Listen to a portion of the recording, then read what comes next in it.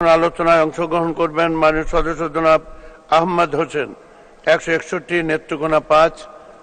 আপনার নির্ধারিত সময় 5 মিনিট।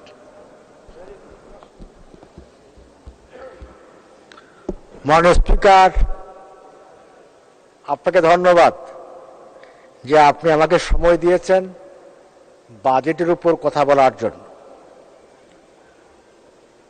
আমি বলবো, স্বাধীনতার অপর নাম শেখ মুজিবুর রহমান, বাংলাদেশের অপর নাম শেখ মুজিবুর রহমান। এই স্লোগানের মৃত্যু নেই, বঙ্গবন্ধুরও মৃত্যু নেই। যতদিন থাকবে বাংলাদেশ, সূর্য চন্দ্র তারকারাজি, ততদিন থাকবেন বাংলাদেশে বঙ্গবন্ধু। আমি বঙ্গবন্ধু শেখ মুজিবুর রহমান তোমার প্রতি শ্রদ্ধা জানাই, ভালোবাসা জানাই। তোমার প্রতি শ্রদ্ধা জানিয়ে বাজেটের বক্তৃতা আমি শুরু করছি। বঙ্গমাতা শেখ ফজিলাতুন্নেসা মুজিবকে আমি যার শ্রদ্ধা জানাই, আমি শ্রদ্ধা জানাই শেখ কামাল, বীর মুক্তিযোদ্ধা শেখ জামাল, শেখ কামাল এবং শেখ নাসের সহ 15 আগস্টের যারা জীবন দিয়েছেন, নিহত হয়েছেন, তাদের প্রতি শ্রদ্ধা জানাই। জাতীয় 4 নেতা যারা জীবন দিয়ে প্রমাণ করে গেছেন তারা বঙ্গবন্ধুরই লোক ছিলেন, তাদের প্রতি আমি শ্রদ্ধা জানাই।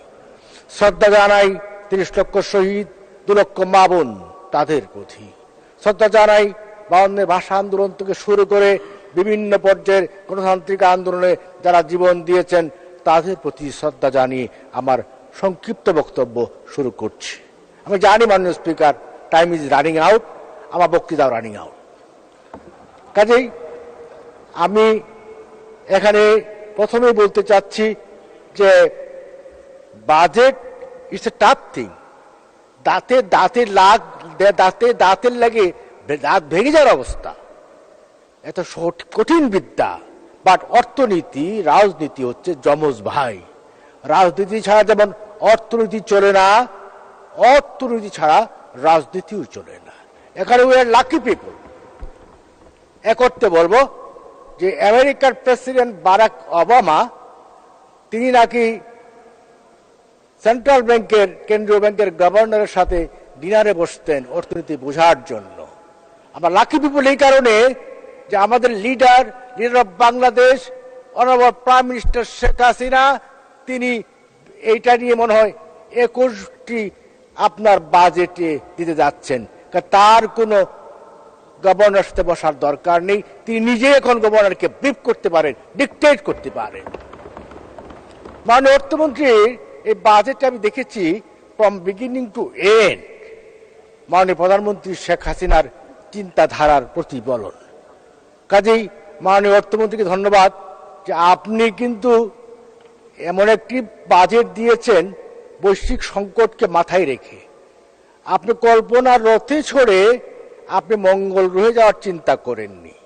আপনি বাস্তবতার মুখোমুখি দাঁড়িয়ে একটি বাজেট দিয়েছেন যেটা যথার্থ, বাস্তবসম্মত এবং বৈশ্বিক সংকটকে মাথায় রেখেছেন এই কারণে। এবং prevention is better than cure. Preventive ব্যবস্থা হচ্ছে এই বাজেট, যাতে অর্থনীতি সংকটে পতিত না হয়। আমরা একটা সিগন্যাল পেয়েছি গতকালকে, আপনার IMF তার 3য় কিস্তির ঋণ কিন্তু অ্যাপ্রুভাল দিয়েছে এবং টাকা দিচ্ছে। এটার মধ্যে সিগন্যাল আসে আমার ইকোনমি ইজ রাইট, আমার ইকোনমি কারেক্ট। ইকোনমি কারেক্ট না হলে IMF 3য় কিস্তির ছাড় দিত না। মানে ঋণ কাকে দেয়? যে ঋণ রিফান্ড করতে পারে। কাজে আমি মনে করি আমাদের অর্থনীতি সম্পর্কে যারা অতীতে অনেকেই তাহাও করেছিলেন, এখন বিএনপি তো অনেক কথাই বলেছিল যে শ্রীলঙ্কা হয়ে যাবে, শ্রীলঙ্কা হয়ে যাবে। But how much capable leader we got, it is our beloved leader Sheikh Hasina.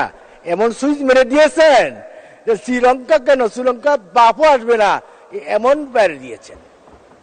প্রথমত কথা হলো, আপনি বিএনপির আমল বলেন, জাতীয় পার্টির আমল বলেন, আপনার ওভার ইনভয়েসিং, আন্ডার ইনভয়েসিং এত বেশি ছিল, টাকা পাচার করার জন্য সবচেয়ে মুখ্য হাতিয়ার ছিল।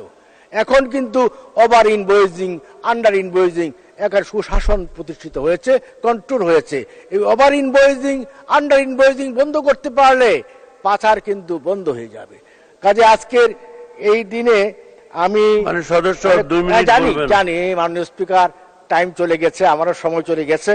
আমি একটু শেষ কথা বলতে চাচ্ছি মুক্তিযোদ্ধাদের নিয়ে। এমপি হওয়া যাবে, মন্ত্রী হওয়া যাবে যুগে যুগে, বাট বীর মুক্তিযোদ্ধা হওয়া যাবে না। কারেক্ট? মাননীয় অর্থমন্ত্রী মহোদয়, আপনি এখানে গ্যাজেটভুক্ত যুদ্ধাহত মুক্তিযোদ্ধাদের কর দিয়েছেন, আয় সীমা দিয়েছেন 5 লক্ষ টাকা, আনচেঞ্জড।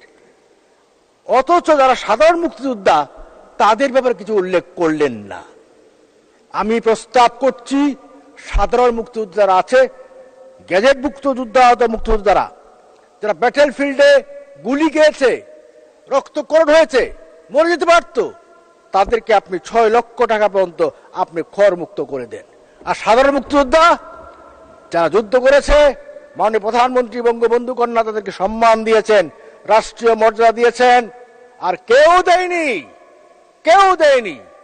আজকে বিনিবাস দিচ্ছেন, তাদেরকে আজকে ভাতা দিচ্ছেন কে? It is our beloved leader Bangabandhu Kanya Sheikh Hasina.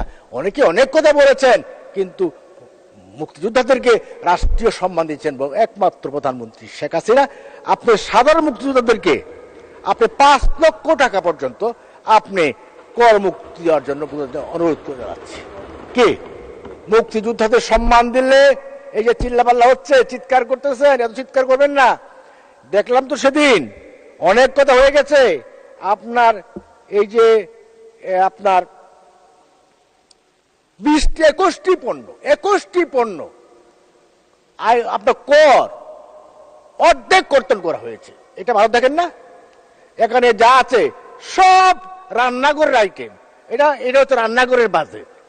আপনার 400 ফ্ল্যাট দিবেন, কাদেরকে দিচ্ছেন? যারা গরিব মানুষ তাদেরকে দিচ্ছেন। কাজে এটা গরিবের বাজেট। কাজে এই বাজেটকে অভিনন্দন জানাই। এই বাজেট 1 বছরের মধ্য দিয়ে আমরা মনে করি অর্থনীতি ভালো থাকবে, আগামী দিনে ভালো থাকবো। এই আমাদের নেতা আছেন শেখ হাসিনার মতো নেতা যেখানে আছেন, উই আর নট অ্যাফ্রেড। আমরা ভীত নই, আমরা এগিয়ে যাচ্ছি। তার নেতৃত্বে আমার দেশ এগিয়ে যাবে। Congress led by others members, তারা শপথ দিয়েছে সংবিধান ডেমোক্রেসিকে এগিয়ে নিয়ে যাবে। আর আমাদের এই দেশে যারা আছে ওই যে সন্ত্রাসী, তারা কি বলে? তারা হচ্ছে গণতন্ত্র ধ্বংস করো, সংবিধান ধ্বংস করো। মাননীয় স্পিকার, 1 সেকেন্ড। একটা ডোনাল্ড লো হাটে হাড়ি ভেঙে দিয়েছেন। তিনি ভয়েস আমেরিকা সাক্ষাৎকারে বলেছেন, একটি প্রশ্নের উত্তরে বলেছেন যে আমি যখন বলা হলো যে নির্বাচন সম্পর্কে বলা হলো, তো তিনি বললেন আমরা গভর্নমেন্টকে অনুরোধ করেছিলাম নির্বাচনকে বানচাল করার জন্য, যারা চক্রান্ত করছে তাদেরকে আইডেন্টিফাই করে শাস্তি দেওয়ার জন্য। এই সরকারের সাথে আমরা আছি, কাজ করব। এর মধ্য দিয়ে প্রমাণিত হলো শেখ হাসিনা শুধু শ্রেষ্ঠ পলিটিশিয়ান নন, শেখ হাসিনা একজন আনবিটেন ডিপ্লোম্যাট। তাকে স্যালুট শেখ হাসিনা। ধন্যবাদ মাননীয় স্পিকার। জয় বাংলা, জয় বঙ্গবন্ধু। ধন্যবাদ মাননীয় সদস্য, আপনি অসংখ্য ধন্যবাদ। এখন বক্তব্য রাখবেন